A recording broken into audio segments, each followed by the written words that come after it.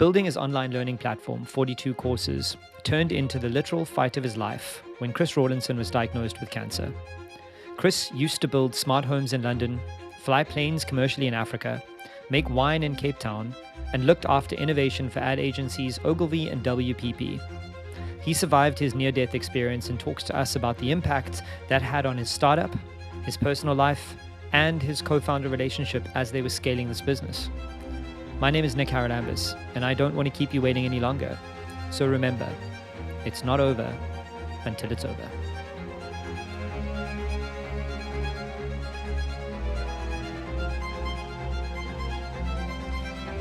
Okay, welcome back to It's Not Over. Chris, thank you for joining me all the way from Cape Town today.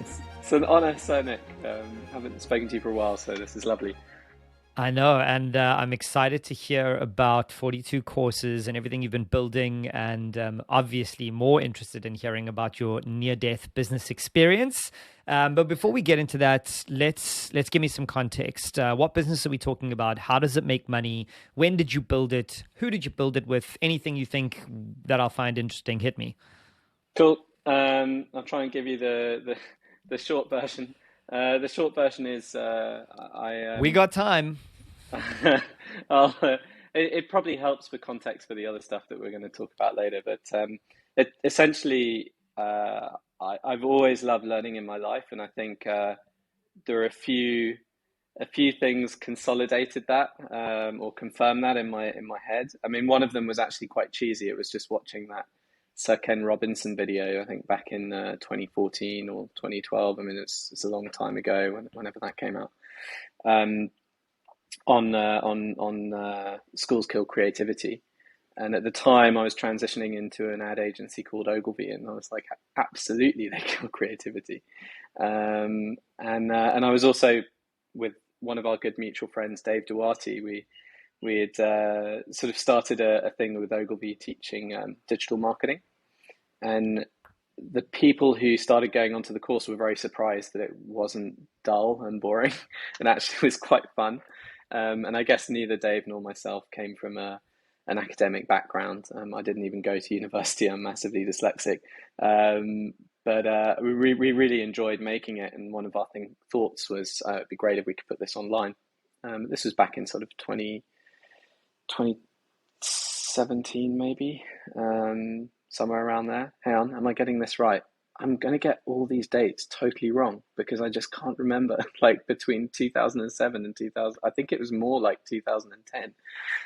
And that means that Ken Robinson talk actually probably was 2004. I think. I may be wrong. Anyway, whatever. A long time ago. It's back when digital marketing was an early thing. Anyway, we thought it would be great to do something online. And when I looked at all the learning companies, generally speaking, I just thought they were really terrible. They were mostly created by academics for academics. And the problem is, I think that in life, most people, when they're in a job, are not academic. They just need to know the practical skills, build confidence, and learn hopefully in a way that's not going to bore them to death quickly, in a quick way, and then use whatever they've learned in their day-to-day job. Nothing like that existed, so we were like, oh great, we're going to have to build it ourselves. I ended up building it for no particular reason. Dave had other things going on, so I started building it with some developer friends over here in Cape Town, and then we registered the company in the UK and moved back to the UK. Launched the company in I definitely got those previous dates wrong because we launched the company in January or like early 2017, and yeah, it's been kind of building up from there. It's an executive education company. We sell courses to individuals. Businesses do buy from our company as well now, but originally it was just B2C. The B2B stuff happened totally by chance. Companies just phoned up and said, hey, we really like this. Our employees are enjoying it. Can we buy it for our company? It's like, sure. And so it's been growing. And with the pandemic, obviously we've taken leaps and bounds. But yeah, the first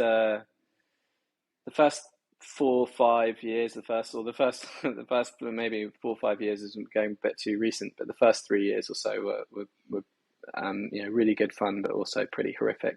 You can't really afford to. We didn't purposely didn't take on venture funding, and so it was myself and one of my best friends, a chap called Jake Courage, helped me start it. He quit his job in advertising in Australia and flew back to the UK, and so we were living in in a spare room in his parents' house in London, and working all hours of the day, because with our platform it's not fully automated, so it's on-demand learning, but we do manual marking and give people feedback. So people would be marking things, sometimes midnight to 3 o'clock in the morning, and we have to do it.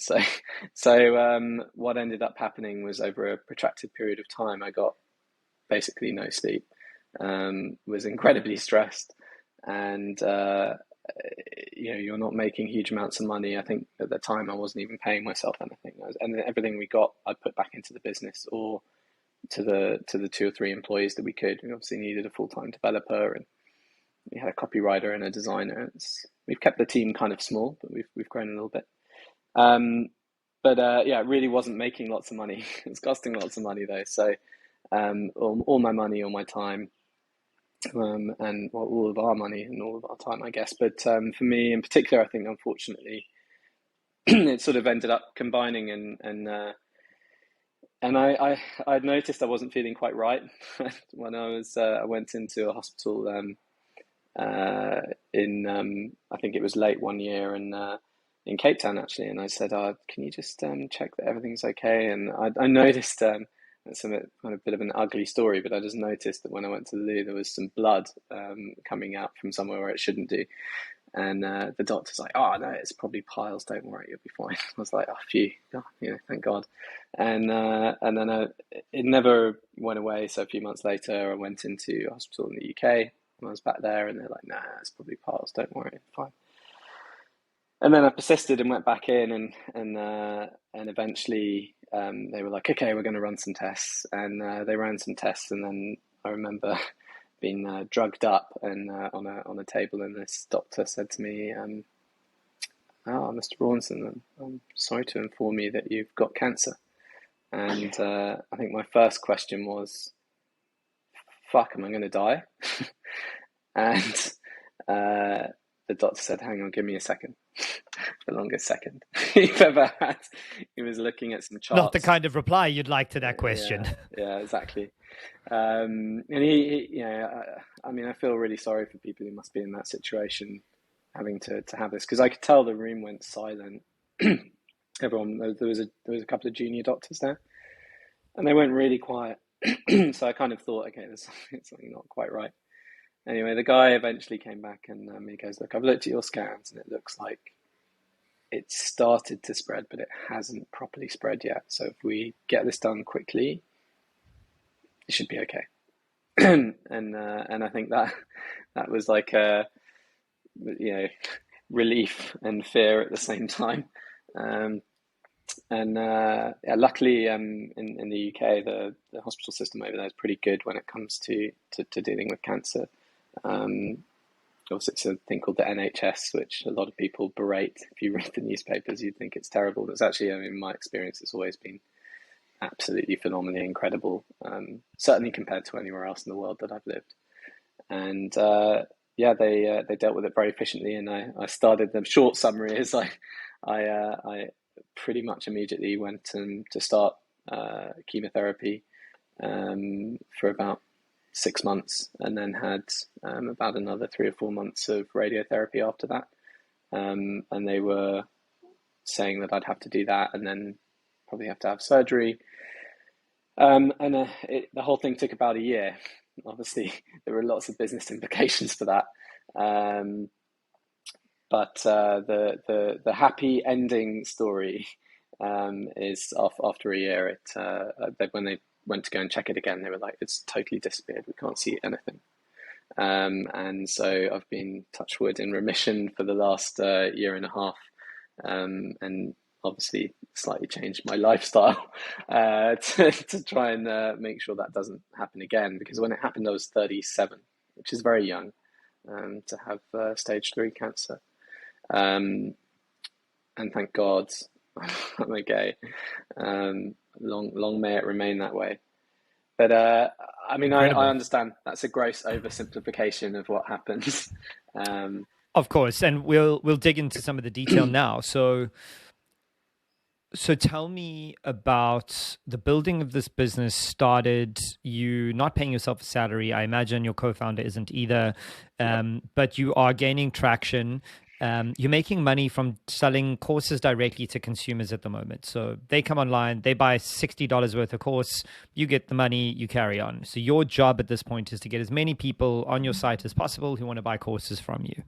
And that's what you're grinding away at, like a good founder, every day, every night, on the weekends, all day, Yeah. nonstop.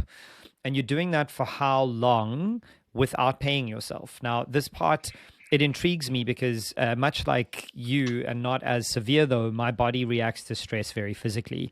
Mm, I same. am mostly bald because I stressed myself bald. So, One of my startups that, yeah, you know the feeling. One of my yeah. startups that you'll remember called Motribe. I had kidney Yeah. stones twice. I had a stomach ulcer that put me in hospital. I had insomnia. So for me, this is a very real story, and people who Mm, don't think that stress manifests physically need to listen up quite carefully. So I mm. want to talk about the details here because they matter. Not paying yourself a salary, working yourself to the bone, not sleeping properly. How, I mean, you were doing at the age of 35, 6, so you were old enough to know better. And you're still driving yourself into this. The question I want to ask you is why? You're absolutely right. I knew exactly what was happening and what I was doing. I mean, one of the courses that we had made not too long before this actually happened was we had created a sleep course with the UK's number one sleep doctor.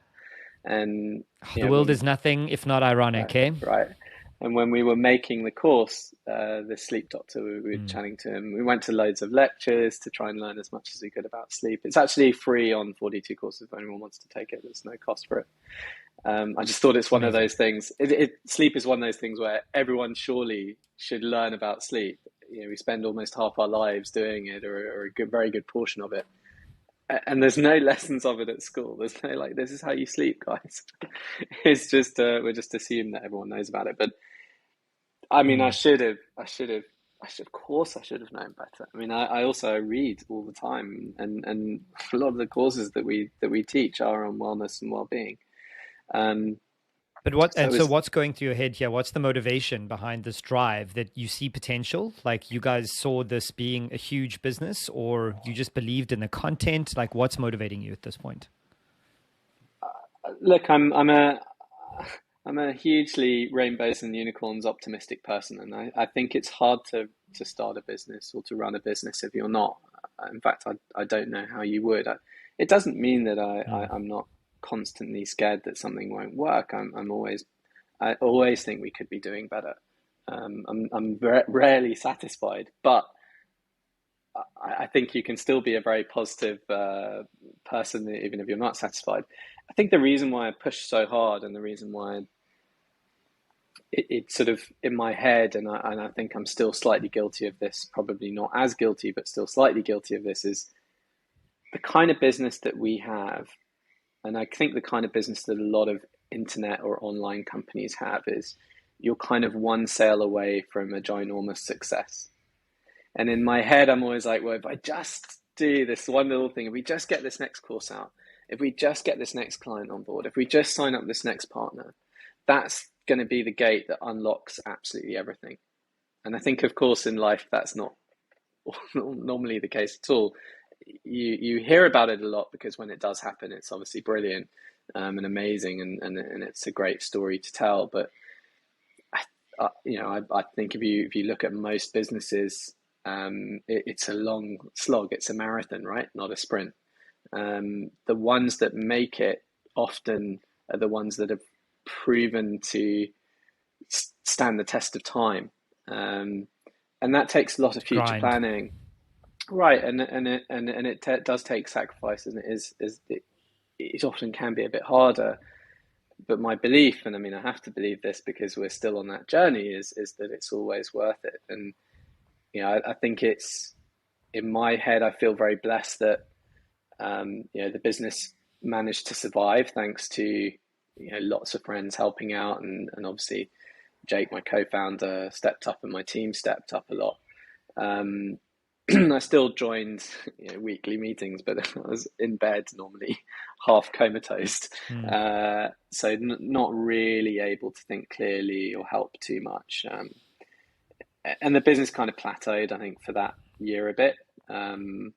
We slightly increased, I think, which you would kind of hope, but we didn't go too far forward, but we didn't go backwards, which is the main thing. And at this point, are you profitable or generating enough income to pay yourselves anything by the time you get diagnosed?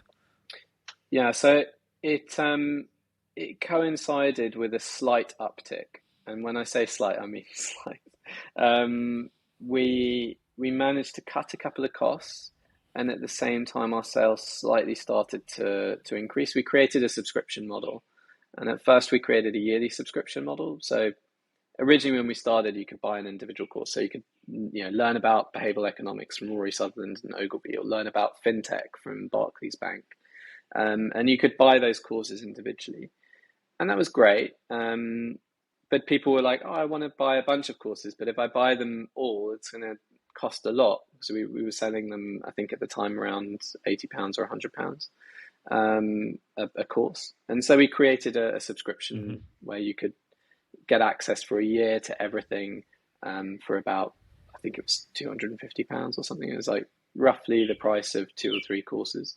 But then you have a renewal each year, and that had a dramatic effect on our sales, because suddenly you only needed to sell 5 courses a day to make 1,000, or 5 subscriptions a day to make £1,000. So it wasn't, I wouldn't say it was profitable, but it started to allow us to pay ourselves a tiny amount. Like when I say a small amount, I'm talking maybe £2,000 each for Jake and I.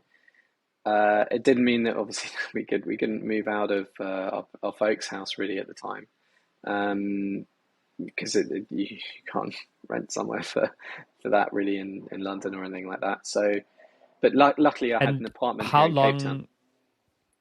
That kept the cost down. Sorry, Chris. Yeah, for sure. How long between starting the business and then launching this all-you-can-eat annual subscription was it? 1 year, 2? No, it must have been. Sorry, this is how bad I am with numbers. I need to visually see things. Fine. You do what you got to do. Thanks. So I reckon that stuff started around 2018, and so it was probably about 2, maybe 3 years before we were sort of roughly breaking even. And when I say breaking even, that's not that we're not paying ourselves a proper salary. Yeah, it's on small salary basis. And then you're breaking even, you're paying yourself a small salary. Chris goes to the doctor and gets diagnosed, and basically you're going to kind of pull the brakes on everything. Yeah, 100%. I mean, the thing is, you can't pull the brakes on a business, because a business just carries on regardless. So we ended up, as much as possible, the business carried on as is. It just had to carry on without me. And I guess any great business, shouldn't be reliant on one person. Otherwise, you've got a problem. I think luckily our business was fine. Like we had, the system and the software and the platform we had built, because we actually built our own e-learning platform, which most people never do, because it's quite complicated, and it's totally bespoke. Everything that we do, all the CMS, everything, all the reporting, everything is bespoke. We had luckily a whole load of things that we wanted to do that were all written down. So there was a job list of wish lists of things that we wanted to do already. So up to a point, a lot of what ended up being able to happen was to just follow these job lists or these job cards of things that we wanted to do, and actually just flick through them. And a lot of the conversations that were already started, it was relatively easy for me to say, hey, I've got to take some time back. Here's Jake, or here's one of my other team members, and they were all incredible, and without their support and without their help and without their sort of daily messages to me, because I still had Slack on our phone. We run everything through Slack, asking me how I was. Because kind of those little messages really lifted my spirits. I tried not Mm. to actually look at any of the numbers. It would freak me out too much, so I didn't look at the sales really at all during that time. And I'm very interested because I have a feeling lots of people will go through what we're about to talk about, but how do you have this kind of conversation with your co-founder? Like, what was that like? He actually came with me to the hospital when I got diagnosed. So Oh, um, uh, the I'm I think we're very very different personalities. If you can ask any of our team, and they'll be like, yeah, probably they'd say that we're opposites. But I think that really helps in business as well. Where I'm probably overly optimistic, Jake will often be the same the other side. He'll challenge my assumptions, and he's almost always right as well. So thank God he does. Um, I think, and you need that fine balance. But I mean, I've been best friends with Jake since we were 7 or 8 years old, um, and we've been through highs and lows together. So that was why I trusted him to start a business with him, and mm, obviously it made sense that if I was gonna, I knew that this was a potential that this hospital thing was that I'd get bad news, and so going with him in my head was an easy no-brainer decision. If you've gone with your parents, it's going to be really emotional, and it probably yeah. would make me feel bad for them. Whilst I know that Jake can be really logical and really straightforward with these things, so I knew that he would be a calming Mm. influence. And luckily, to be honest, they drug you up quite quite a lot. So I needed him to drive me there anyway. And when I got out, I remember kind of back. It was weird. We went to Waitrose to pick up some shopping afterwards. Why not? And and I was just standing to him like it was the most normal thing. I was like, yeah, it's not great, is it?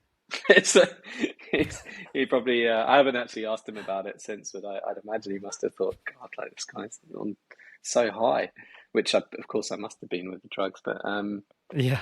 thank God I was on them. And then you had moments where there was a weird 2 week period where, or I think it was a week and a half, maybe 2 weeks. I mean, it felt like a lifetime where you're waiting for the proper diagnosis back and the reports from the hospital, exactly what's going to happen. And they don't tell you too much. I think they purposely don't tell you too much because they want to look through the whole thing and give Mm. you a correct answer. But of course, all you're screaming out for is, "What is it? What is it? I need to know exactly." And when the doctor phoned me and they were like, "Oh, we think this is going to happen." I remember like breaking down in tears loads of times. And again, Jake was there Mm. to help me through it. So thank God. And then Jake was in London. I ended up moving up to the countryside to be with my parents and my brother, who's also super matter of fact and like a strong pillar of strength. Really, he took me to all of my chemo sessions and helped me through all of And that. was that move into the countryside also part of the mental health aspect of this disease and your lifestyle? I mean, you can't live in London Central next door to your startup on the same floor as your team and then choose to back off, right? So, how did you like make this decision? Was it an immediate, oh, I have to prioritize Yeah, being alive, and then the rest of it matters? yeah, it was a no-brainer. I mean, you've got to you got to think about yourself and at the time, luckily, I wasn't in a relationship or anything, was I? Uh, no, I was. Oh God, I was. Yeah, Lauren, I'm actually married. She's in the other room. Oh, she's in the other. We're married now. Let's cut this bit of the podcast, I'll okay? edit Otherwise, that I'll part get into out. so much trouble. Yeah, no, God, that's bad. Yeah, no, thanks, Nick. Sure. Yeah, at the time, it was a really easy choice to make, and the reason why it was a really easy choice to make is the hospital that I got diagnosed at was randomly my local GP was still registered where my parents are, and so the hospital that they put me into was in Peterborough, which is near where my parents live in the countryside in the UK. So Mm. I had to be near that hospital, and so it made total sense to be at my parents'. Plus, as you say, my parents' house is in the middle of the countryside. I've still got a room there. They hadn't emptied all my stuff out of my room, so it felt like home. It's always felt like home. And Mm. obviously, my parents could look after me and make sure that I'm okay. And my brother would be there around quite a lot as well, taking me to sessions. And then Mm. it was very bad timing for my now wife. We'd been dating for about 6 months, and when this happened, maybe a little bit longer. And Wow. I've never really talked to her about it too much. I think because I secretly don't want to. I just don't want to know what she was thinking. But um, Yeah. it was horrible. Like but we Yeah. she was in London at her place, and she'd come up at the weekends and come and see me, and obviously that was a huge support as well, and knowing that there's someone there, and Yeah. I think it gave that, as well as the business, kind of gives you two quite big things to fight for. When you put your heart Mm. and soul into launching something, you don't want to give up on it. And with same when you've got a beautiful relationship with someone who you love, you don't want to die, because that's not that anyone wants to die, but it gives you some strong things to live for. Um, Yeah. And at this point, are you the functioning CEO of the company?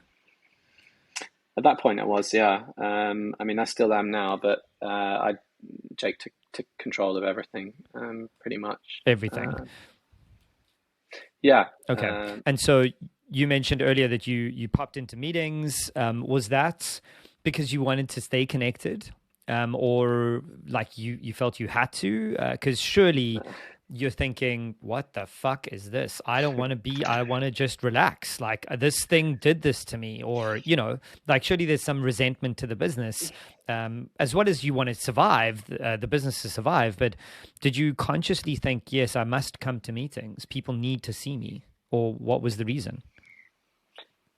I, I don't think I've ever felt resentment towards the business. I don't think I felt that. I didn't feel like the business did this to me. I felt like I did this to myself. It was my own conscious decisions. It's my own fault, um, and I think that will always be the way. I think the reason why I wanted to join meetings was more selfishly. It's just you want to, when you're going through treatment for anything that's a weird disease that's that there is no like solid cure for, you're dealing with a lot of unknowns, and humans, anyone doesn't people don't deal very well with unknown unknowns or known unknowns. Basically, if there's unknown in the title, we don't like it. Going to a meeting is a known. It's something familiar. It's something solid. So part of my coping mechanism was to still, in a gentle way that was manageable and wouldn't stress me out, was to still try and be engaged as much as possible with people, because and talk about stuff that was nothing to do with cancer, um, because that gives you a sense of normality, and it helps you, Mm. your brain stay in a good place. I think if you go the other way and you look at it, I purposely I researched everything in my life, and I purposely did not research my cancer at all. Um, and I did that very consciously as well, because my thinking was Mm. I'm going to read death at the end of every article that I go to online, and it'll freak me Yeah, out, I mean, and I'd rather not know. is very typical entrepreneurial obsessive brain, right? That you went from I'm going to obsessively build a business to holy crap, I got cancer. I'm going to obsess over the cancer. I think it's pretty good self-awareness that you were like, actually, no, I need to go to meetings, and I need to see my parents, and I need to see my future wife, so that your brain, and I mean, I speak from experience, my obsessive monkey brain just goes, okay, 100,000 miles an hour into this thing I'm obsessed with. So it feels like a really smart distraction from the new impending thing, because entrepreneurs always have an impending Yeah, thing, to go, okay, I actually need to be at meetings, and I need to chat to my best mate, Jake, who's also happens to be my co-founder and is not the source of my stress. He's yeah, helping me alleviate the stress. So I like that approach. I think that was a smart move. yeah. Thanks. Yeah, it, yeah. It was just a very weird time. I spent, don't get me wrong, I still spend a lot of time watching Netflix, and chilling out. Particularly Mm. the chemotherapy stuff is interesting. What happens is the first time you have it, you're like, oh, this is okay, and then you get home, and after about 2 or 3 hours, you're like, what? Like you're just zonked, like a zombie. Wow. And you're still there. You still know that you're you, um, but you feel like, imagine, when you wake up and you're super tired and you just can't will yourself to get out of bed. That's kind of how you feel, except there's a whole load of other weird things, like you can't, the different chemotherapies have different side effects. My one was, it didn't make me lose my hair or anything. The stuff that they gave to me was, anything that was cold would suddenly make your fingers or your toes, have pins and needles, and it was super strange. I could only drink warm water. Luckily, I had treatment in the summer. In the UK, it was a nice summer that year, thank God. Mm. But I remember going out. I was trying to, one of the key things is you've got to try and keep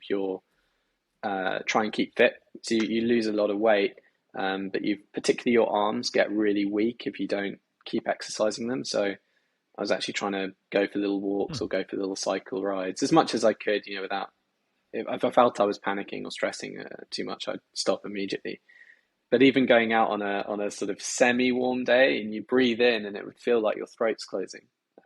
It's so strange, such a bizarre experience. And I hopefully don't need to ever do that again. But yeah, you think of other things, and I think the one of the big things for me was, I think because I came from a more creative background, and there was a really nice guy who, um, I think as well, Con Burtish. So Con, used to be, I think, the creative director at Saatchi and Saatchi in South Africa. He got, a type of brain cancer, and he started a app called Cancer Dojo. And I phoned him, as I've known him for years, and he was like, "Okay, like, don't worry, I'm going to help you try and get through this." And he tried to prep me as much as he could. And one of the things he told me, Mm. which I found incredibly helpful, and is, he was talking about visualization techniques. And I think we do this sometimes in business, right? You sort of will something into effect, into reality. So and I think, it can work sometimes with things like businesses. I mean, I think you have to be positive. If you don't think it's going to happen, surprise, surprise, it probably won't. Um, because I think if you're just thinking that something will happen, even just that action will mean that you're probably likely to take actions to make that thing happen. If you don't think it's going to happen, you probably won't take the actions to make that thing happen or give it a chance of happening. Visualization for a disease is a very different thing, or maybe slightly different thing, but the thing which I was doing was trying to literally visualize the organs in my body that were not working right, or that were, infected or had a cancer. And then I would visualize each night, and every morning when I woke up, I'd try and visualize what that would look like when it was healed, which is often Mm. like a weird, like, passageway, or like you've all seen those pictures where they put cameras up people, and you can see like these little passages. So I just visualized one of those that was totally clear, and that didn't have a spot or a little, horrible bit where cancer or anything else is. Uh, and that really helped me, because I think it helps. I don't think I'm not like a crystal lover or anything, but I think it I think that there possibly is there's obviously other bigger things going on in the world when it comes to your mind and thinking about things. There's some relationship there that I don't quite understand. I'm not saying that this is like a Buddhist monk sort of, conversation or something, but I do think that our mind is incredibly powerful, and that we don't 100% understand it, because I don't think we can see Agreed. it and we can't measure it. And anything we can't see or measure is kind of very hard for us to explain. I think we will be able Yeah. to in the near future. I think we're getting closer to it, but, um, something, it definitely seemed to help me a lot. And even if it was just me thinking that it was helping me, that's probably helpful enough. Yeah. Yeah. Yeah. 100%. I mean, I like to think of these things in the opposite. I'd say that to prove the positive, you think about visualizing the negative, and there's nothing good that comes out of visualizing your organs decrepit and dying. Right. So the opposite probably is true too, that if you do visualize them better, it helps you. Even if it does no actual good, it helps your mood, and the same with the business, right? Um, I 100%. believe that happiness is a choice. I believe that being in a happy business is a choice. Being in a happy life is a choice. And if you're in a business and you are constantly under attack and you're constantly feeling like people are out to get you, then guess what? That's true. One of the 100%. books that people laud, that they tell everybody to read, is Only the Paranoid Survive. And I got one quarter of the way into that book, and I couldn't read it because I fundamentally don't believe that. I don't Yeah. believe that only people who think that they're being chased and people are out to get them survive. I just think that that is the wrong way to live. And I think that that's kind of what you're saying is you can choose to be a victim, you can choose to be negative in your business and your life, but that actually makes you a victim and it makes you negative. And I think that the alternative is better, to rather default to positive. And that's a good segue into the question that I want to ask you is how, having known you for over a decade, and being the positive person that you are, I genuinely can't recall you saying a bad thing about anybody ever. How did this trauma and the stress affect your outlook on life, affect your relationships, affect your perspective on the world? Like, what did it do to you? It had some effects and some others not so much. And let me clarify this. Sorry, I'm going to mix up my words here. So I think if I hadn't have already had some trauma happen in my life, it would have made more of a fundamental impact. Um, I'd already had when I was sort of 15. I think I was 15 turning 16 or 16 turning 17. Uh, I lost my brother in a car accident, and I think um, that was the realization for me that life is short and precious, and I probably obviously I lost track Hmm. along the way because managed to work myself into a near death experience, but um, that gave me the courage and the extra push to go out there and do things a little bit differently and not take the path well trod. So, I came to South Africa and thankfully met amazing people like you and built a community here of great friends who I'm 100% sure I'll be friends with for the rest of my life. And thank God, because I've managed to build a bit of the company over here in Cape Town as well, which has been lovely. It gives me an excuse to be in the sunshine like I am now. Um, and so it got me over that. It gave me the courage to do something that other people wouldn't necessarily do. I think this more recent experience perhaps pushed me to make some other life decisions. I thought long and hard about it, and I didn't, because I didn't want to be horrible, but I was persuaded that it would be the right move. So I got engaged while in the middle of treatment to my now wife. Luckily, she said yes. um, and And she that was stayed good. with you.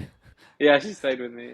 Yeah. The engagement was hilarious. Like I got her, and I was trying to organize. I booked out the Everyman Cinema. It's like this cool cinema in the UK, and I got a friend to make a little film.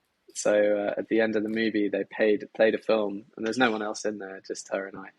And I pretended I'd lost my phone, and so the everything went black. And then she was using her phone to try and find my phone, which was actually just in my pocket. And then this film started playing, and then I got the ring out of my bag and proposed to her.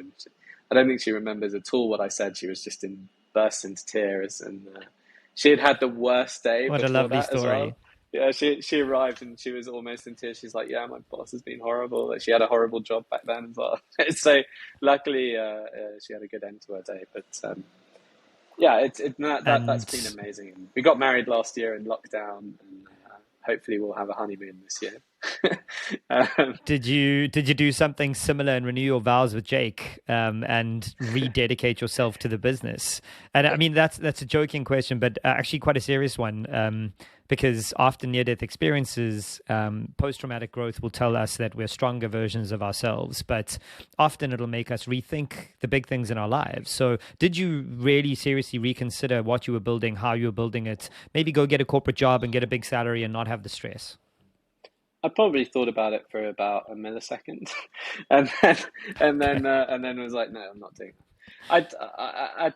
I mean, the job I had before doing this was at Ogilvy and WPP, and I loved it. I did it for, I think, 7, maybe a bit longer years. Like it was great. It was the first sort of big time I'd worked for a big corporate, and I loved it.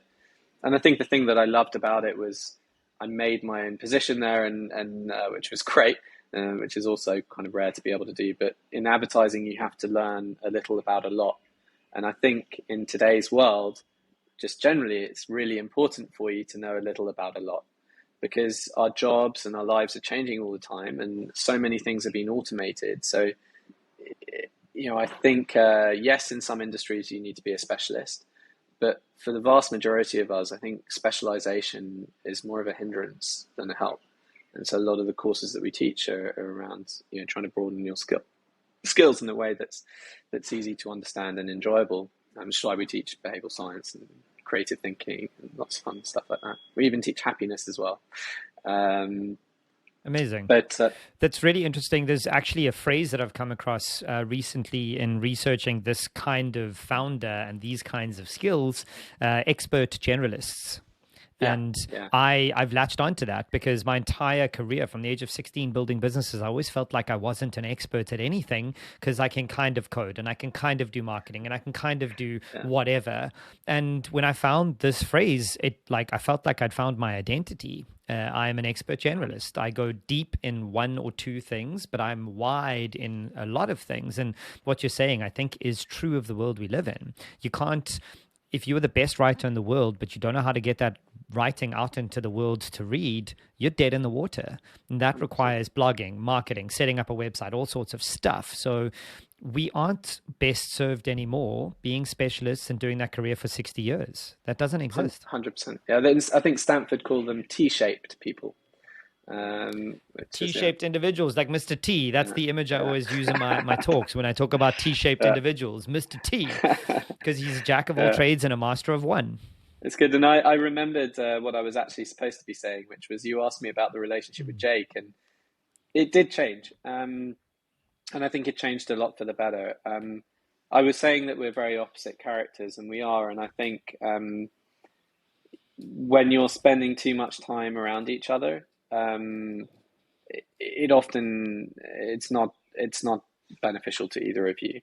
Um, I think you need periods apart to be able to come together. That sounds really stupid, but uh, in my experience, that's been 100% true. And I think what ended up happening was, and it kind of happened a little by chance. It wasn't necessarily designed, but we've kept it that way, and I think it's worked very well. As we, we because I was up in the countryside and he was back down in London, we weren't in each other's faces all the time, and it enabled us the space to, I think, have our own bit of peace, and because we'd end up always talking about business and work, and always talking about things that could be, and and I think you end up talking about things just because you can talk about it. I think having that time Mm. apart just means that when you do get together, you maybe treat that time a little bit more special, or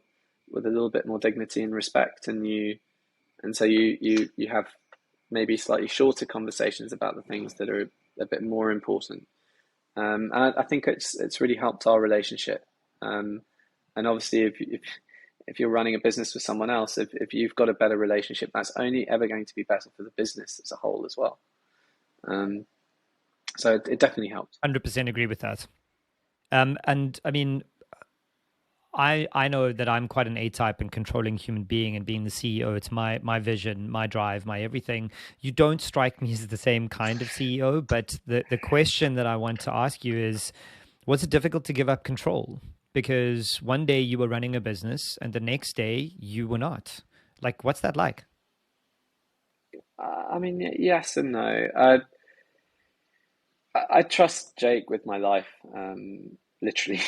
So I was never that scared. I mean, I don't know whether scared is the right way words. I mean, What yes, I about was. frustrated that you weren't making decisions, you weren't involved in the day to day?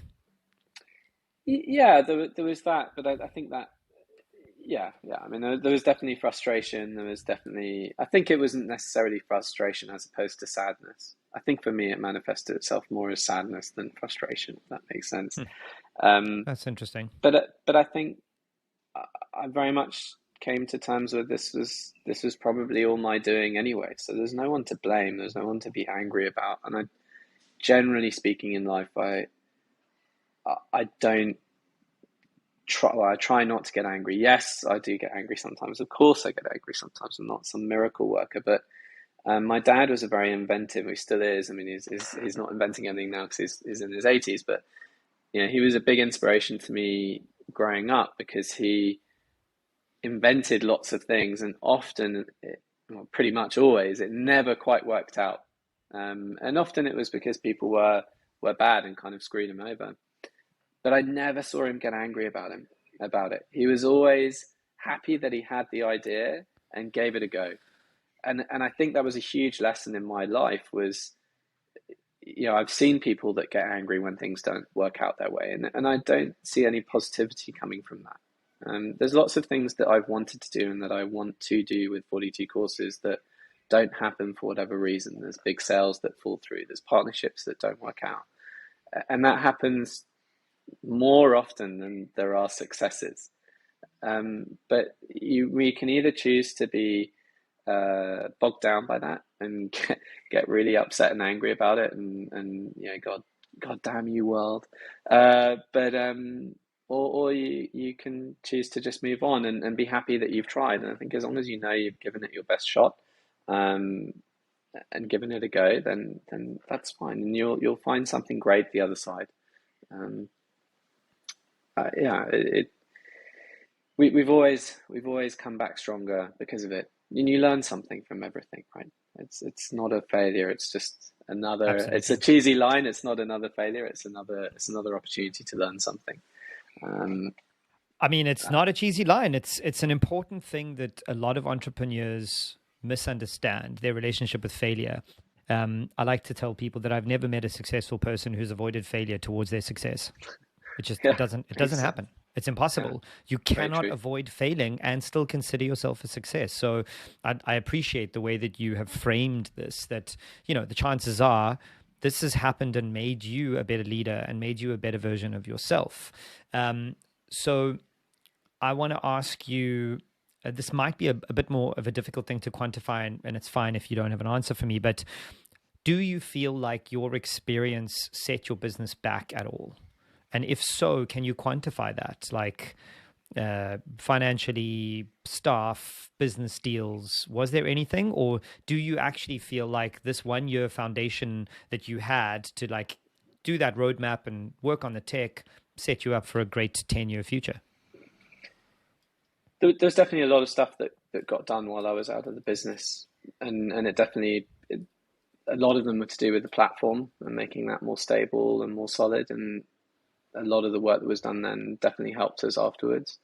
Um, I don't think we missed out. Maybe, yeah, maybe there were conversations that I could have had that didn't happen. Maybe there are a few more B2B sales or something that could have popped up. But honestly, I don't think it massively held the business up.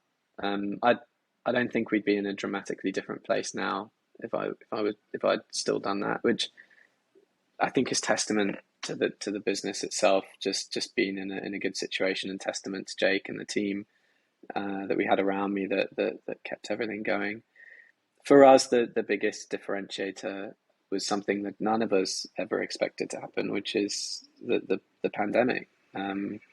We went from, we had a good year, and then in 2019, I was like happy, finished the year very happy, and we had hopes and dreams for the next year, And then the pandemic happened, but our business has always been remote and has always been on demand and is in e-learning. And suddenly, when everyone's stuck at home, e-learning becomes more of a thing. And so we kind of doubled our business pretty much, which is great. And it coincided with a whole load of content that we had filmed, luckily, the year before. And we had built this platform up to be a bit more solid and enable us to onboard corporate teams. And it just and also there are a whole load of other things, like lots of companies stopped doing Facebook and Google ads at the beginning of the pandemic. Like most of the big brands either stopped or cut their spend dramatically, and that enabled us to, with the same ad spend, we were getting 4 times the reach that we were before, because all these ads are done on an auction. So if no one's bidding, you're going to get the bid. So it was absolutely phenomenal. Like our advertising stuff, even though we have very small budgets because we're self-financed, we're doing really well. And it's kind of, we worried a little bit that maybe last year that might tail off because the world started to, relatively speaking, get a little bit more normal. But we kept on growing, which was nice. And we've had the best start to the year of any year this year as well, which is so fingers crossed it keeps on going that way. So yeah, I'm excited to see where things go. But yeah, I think a lot of that was great insight. luck. Luck is a combination of hard work and not dying. I get you. You set yourself up for your own luck. But yeah, we had the platform, we had everything there, and it all sort of absolutely worked out. I want to highlight an insight there that you gleaned over that I think is quite important for entrepreneurs to understand right now. That you said that you don't think that the business would be anywhere different today if you hadn't have gone through this hard year. And the reason I want to highlight that is because a lot of people say, I can't go on holiday today. The business needs me. I can't take a break right now. The business needs me. When you are forced to take a year off because you might die, the business doesn't need you. You can take that time off. And I think that you can probably testify to this, that you are only as good as your leader. So if the leader is suffering, if the leader is burned out, if the leader of the business isn't at their best, the company's not at their best. And that's why you stepped aside. That's why you got well. And now that's why you're back at your best. And it's an important thing that people misunderstand, is that you can just grind through burnout and suffer through pain, and you can't. 100% right. Yeah, I mean, I still have not got this right. I still need to take more holiday. My wife always nags me about it. I'm lucky enough to enjoy what I do, but I'm definitely way more mindful about putting barriers in place and as to when I'm actually going to go to bed and stop working. And I think you've got to be, when you're running a business, or even when you're just high up in a business, you probably have a to-do list which is pages long, and you have a hopes and dreams list which is books long, and you've got to get very comfortable with never being able to, some days, not even make a dent in what you're doing. I actually had that this morning.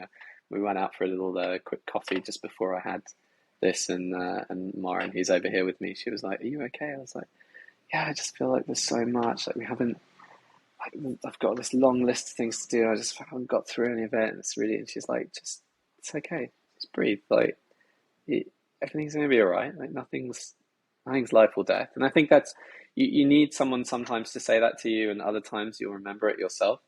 But yeah, so it's really important to step away. And I think one of the good things that came out of the pandemic was, my head was, you were kind of forced. I know in the UK we were kind of forced that, at the beginning it was like, you've got to go outside. You're only allowed out for an hour a day for a walk. And so that became a norm. You're going outside for a walk every day. And it actually helped a huge number of people, I'm sure, with their mental health and well-being. Just being able to go outside and sort of think. You often, at the beginning, I don't think you were even really allowed to go out with other people. You could go out with one other person. So I would imagine a lot of people went out by themselves. And I think having that time to reflect was actually probably very good. I know the pandemic obviously has been absolutely horrific for lots of people, but I wonder whether we miss the positive stories Teaching that have come from it yourself. too. Yeah. And I Yeah. think there are probably a lot Yeah. of them. Yeah. But Yeah. if it 100%. Okay. if So it bleeds, it before, reads. Yeah. We focus on the negative yeah, all the pretty time, much. right? So Yeah. before I ask you to tell people where they can find you and follow you and all the rest, in closing, do you have any thoughts to leave with people who might be going through something similar to what you went through? I mean, I think it's just try and make sure that you take the time to find friends to talk with about it, and try not to let it overrun your head, and overrun your fears. And if you see yourself going down that rabbit hole, try and do anything else to distract your mind and think about something more positive. It could be going out for a walk or a run or a cycle ride, or it could be watching something funny on TV. It could be phoning a friend. Anything that gets you out of that rut will help, because then you'll start training your brain to not go down that route, that train of thought. Um, I do think the visualization technique can help. It obviously depends, and if you don't believe in it, it's also not going to work. So it's kind of a tricky one. But I think if there's lots of articles on that online that you can sort of look up. And I mean, I think it's just try and find peace and some time to rest, really, and surround yourself with your friends and your family who love and support you. If there is someone who normally takes a lot of your energy and time and is a bit of a sink, try not to call those people, because it definitely won't help. But yeah, don't, whatever will be in life, and yes, like, none of us want to die, but it's going to happen at some stage. And I think in life we used to have a very open conversation around death and the finiteness of life. And I think in the last kind of probably 40 years, we've lost that for many reasons. I don't think it's necessarily a total shame that we've lost it, but I think it is helpful to remind yourself that things don't last forever, and that you're not the center of the universe, and to try and become comfortable with it. If you like apps, I mean, there's loads of them. Like Headspace is a great one for that. I find that to be really helpful as well. I still use it today. I don't necessarily meditate every day, but I think it's nice, just even if you're just listening to it in the background. There's definitely a calming sense to that. Yeah, I mean, I think the biggest thing in my head was Amazing. the day that the main final summary point, I think, would be that in my head, which is part of the reason why I selfishly run a learning company, is I strongly believe that the day you stop challenging yourself and the day you stop trying to learn new things is the day that you give up on life.